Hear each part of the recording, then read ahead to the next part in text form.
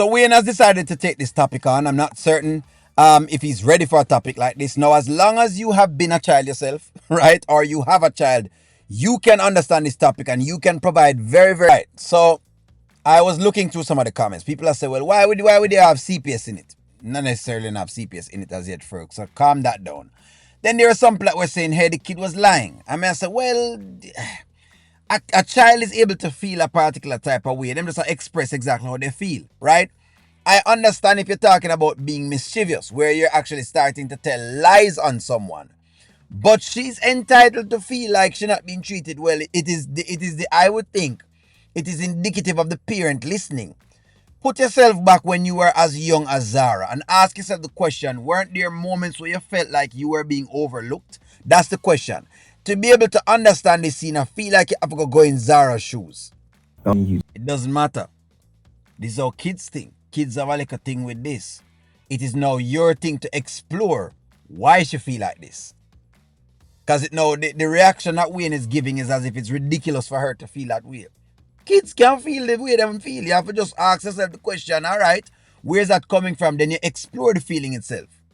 But the level at which Wayne is handling it is almost as if she's ridiculous. And you have to be very mindful with that because, yeah, while you want to be a tough, while you want to be father-like and, you know what I mean, you got to be very careful that they don't chase them off. That's all I'm saying. You think she get more attention than you?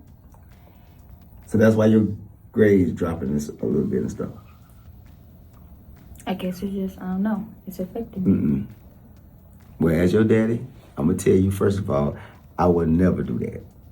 And you know that because you know I put y'all first. You know that. You know that. And what else I know, I'm always tell you, I'm not going to let you use that as an excuse because of your grades or whatever. If you really feel like that, we could talk about it or whatever. But you know God darn well I'm not putting that girl before you. And if you feel like that, as your father, and I love you so much and I don't explain to nobody, don't you ever worry about me ever in your life putting a woman before you. Nobody. All right. So what I'm looking at is that this could have been a phone call, meaning that the counselor gave a phone call and just say, hey, Wayne, I noticed like, Zara's grades seem like them going on a little bit. And it seems like she's not herself. Is there anything going on at home at all? She was mentioning this, but just see if you can talk to her and see exactly what do you think about what's going on. I think that's the approach lady was trying to use, but Wayne has now taken this into another realm. There's another realm in this, and the realm is that you do have counselors who have a way of trying to lead kids into saying what they want them to say. I'm not going to say you don't have that because you have some people who have maybe been hurt as a child, so they become a counselor.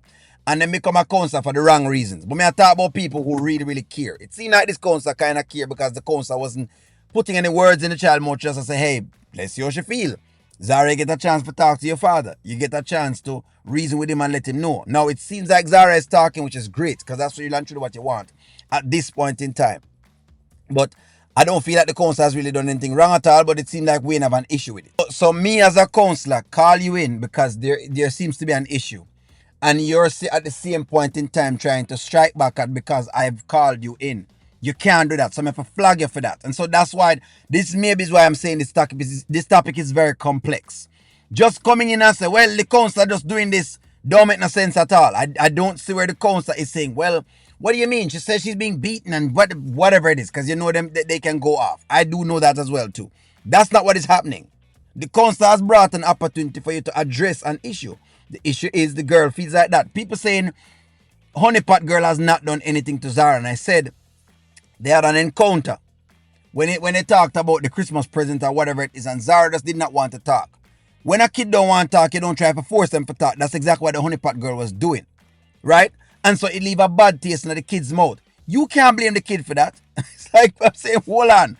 No, you can't blame the kid for that at all. She just don't want to talk at that point in time because she feel like, she's still warming up to whatever that's going on. No, it's a kid, of course, just the same. I understand that. But this is also not our mother either. And it's not our father, and it's not our father. So there's a very thin line into it. That's where it's coming from. In case people are not sure where it's coming from, that's where it's coming from. Right? And then eventually what Honeypot girl had done was go to Wayne and say, hey, you think the little girl was behaving smart. That made it seem as though the little girl was doing something. Put the little girl in trouble. How you think she's going to view that? That's what's going on. So just want to have it clear. That's exactly what's going on with this entire thing. So yes, the little girl now feels like, oh. So basically, once the honeypot girl says something to Wayne, she's going to always be right and I'm going to be wrong. Kids are going to feel away. They're going to feel like them can no longer talk to you. It is up to you now to ensure you show them that they can still talk to you. That's what I think Wayne is missing in this entire correction, but that's my take. I mean, I have the one size fit all take. All right, so again, so this is now where basically I'm going to have to push back on Wayne again. I'm not saying kids must have excuses because O'Neal don't believe in excuses either. But if a child's mental state is out, just like in anything else, it's like an athlete that goes to run then, in other words, and mentally they're not there, they tend not to perform. And so that's all I think the counselor was exploring. Hey, is this the reason why she's not performing the way she should be performing? I'm going to give you an example. If you look up the athlete Asafa Powell, great athlete, can run very fast, right? As probably about as fast as Usain Bolt. Before Usain Bolt came on, there was a guy called Asafa Powell. And it has been known basically that mentally Asafa just wasn't ready. Whenever it came to the big times, something held him back. In other words, I'm just showing you how the mental can affect exactly your everyday life. And we should know that by now, because if you don't believe you're going to win or you don't believe in yourself that you're going to get things done, you'll never get it done. So I don't think it's wrong, again, for the counselor to bring up, say, hey, could this be why this is affecting this?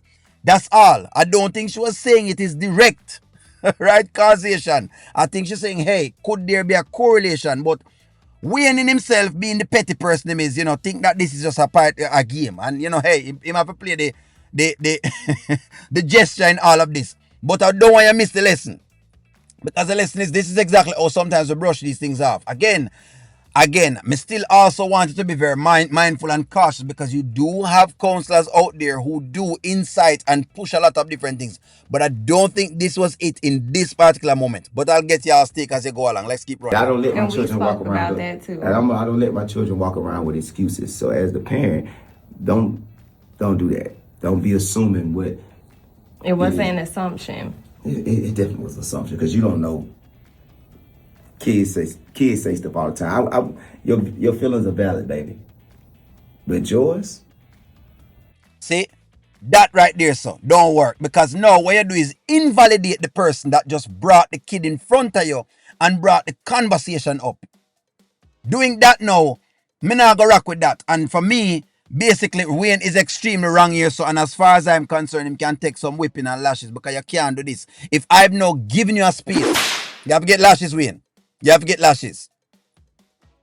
You have to get lashes. This counselor has given Wayne a space so he can work out whatever it is that's going on in the child's mind. What you need to do is to thank the counselor that she had brought this up so you are aware of it now, before it gets out of hand and the child starts getting way down the road. But instead of doing that, Wayne is trying now to see exactly if he can play God, like a lot of people do all the times, and feel that they can figure everything else out in the universe, because of course we have all of the answers. That's basically what it is. But don't worry. Very complex topic. Give me y'all's take. I want to hear what you think about this one, because this is a very, very nice one. Like, share, comment, subscribe. Love it, Wayne. I'm going to talk to y'all soon. Good content.